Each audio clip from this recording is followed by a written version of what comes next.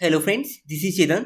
News ये है कि इजराइल हाई अलर्ट पर है क्योंकि ईरान इजराइल पर आने वाले एक दो दिनों में बड़ा हमला कर सकता है। यूएस की इंटेलिजेंस की रिपोर्ट है और इस ईरान इजराइल में बढ़ते तनाव के बीच भारत समेत 5 देशों ने अपने नागरिकों के लिए ट्रेवल एडवाइजरी जारी कर दी है, जिसमें नागरिकों को ईरान और इजराइल ना जाने की सलाह दे दी गई। भारत ने अपने नागरिकों के लिए एडवाइजरी जारी करते हुए ये कहा कि प्लीज आप ईरान और इजराइल ना जाइए और इनमें से किसी देश में पहले से ही अगर लोग हैं तो वो एम्बेसी के संपर्क में रहे। इजराइल के बड़े बड़े अखबार ये दावा कर रहे हैं कि ईरान बदला लेकर ही रहेगा। समझेंगे क्या है पूरी न्यूज़, ईरान इजराइल पर हमला क्यों करेगा, भारत ने क्या एडवाइजरी जारी की है, बहुत कुछ डिस्कस करेंगे।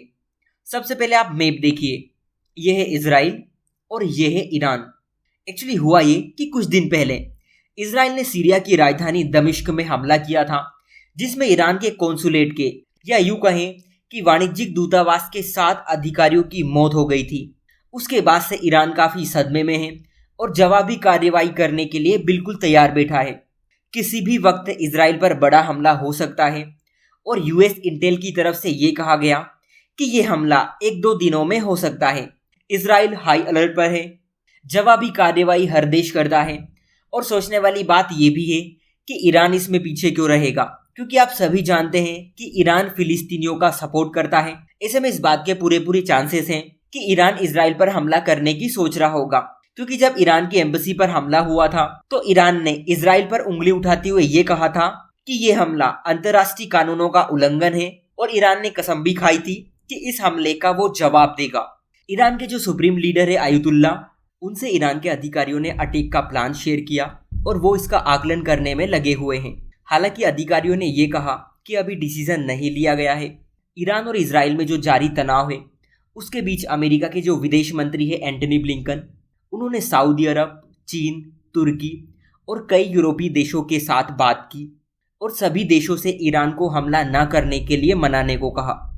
ईरान के जो सुप्रीम लीडर है आयतुल्ला, उन्होंने भी रिसेंटली ये कहा था कि इजराइल को इस हमले की सजा जरूर दी जाएगी। उन्होंने सीरिया में हमारे दूतावास पर हमला किया है और यह ईरान की धरती पर हमला करने जैसा है।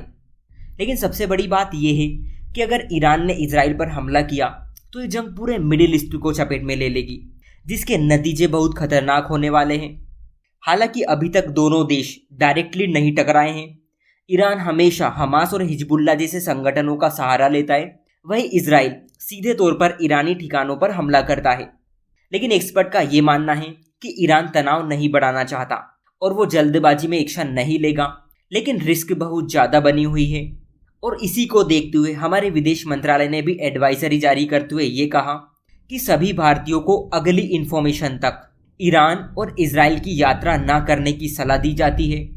विदेश मंत्रालय ने उन सभी लोगों से आग्रह किया जो वर्तमान में ईरान और इजराइल में रह रहे हैं, वो भारतीय दूतावासों से संपर्क करें और अपना रजिस्ट्रेशन करवाएं। एडवाइजरी में आगे ये कहा गया कि उनसे ये भी अनुरोध किया जाता है कि वे अपनी सुरक्षा के बारे में अत्यधिक सावधानी बरतें और अपनी गतिविधियों को न्यूनतम तक सीमित रखें। देखना दिलचस्प होगा कि क्या आने वाले एक दो दिनों में ईरान इजराइल पर हमला करता है। इस न्यूज़ में अगर कोई डेवलपमेंट्स होती है तो हम उसे जरूर डिस्कस करेंगे। सो आज के लिए इतना ही। Thank you.